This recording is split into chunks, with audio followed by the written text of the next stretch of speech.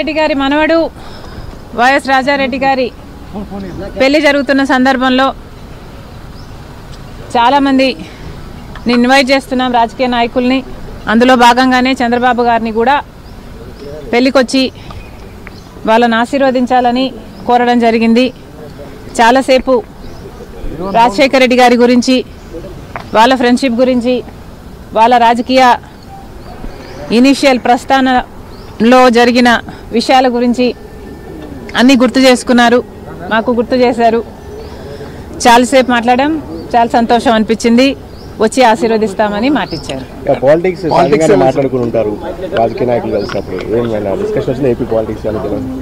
లేదమ్మా, actually mostly Rajasekhara Reddy గారి గురించే ఆయన ప్రస్తావించారు.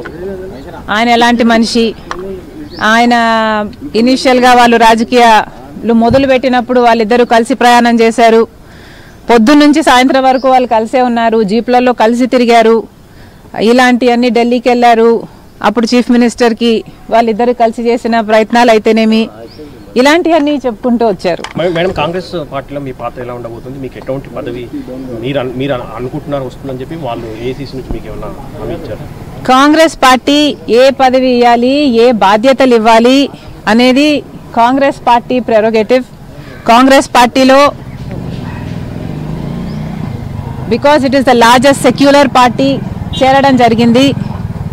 రాహుల్ గాంధీ గారు ప్రధానమంత్రి అయితేనే మన దేశానికి మంచి జరుగుతుందని, కమ్యూనల్ వైలెన్స్లు తగ్గుతాయని రాజశేఖర రెడ్డి గారే రాహుల్ గాంధీని ప్రధానమంత్రిని మనస్ఫూర్తిగా చేసుకోవాలి అనుకున్నారు. కాబట్టి అదే జరగాలి, అది జరిగితేనే మన దేశానికి మంచి జరుగుతుంది అని చేరడం జరిగింది. ఇంకొకసారి చేరిన తర్వాత వాళ్ళ చేతుల్లో మనం పెట్టుకున్న తర్వాత వాళ్ళు ఎలా ఆదేశిస్తే అది నమ్మకంగా చేయాల్సి ఉంటుంది.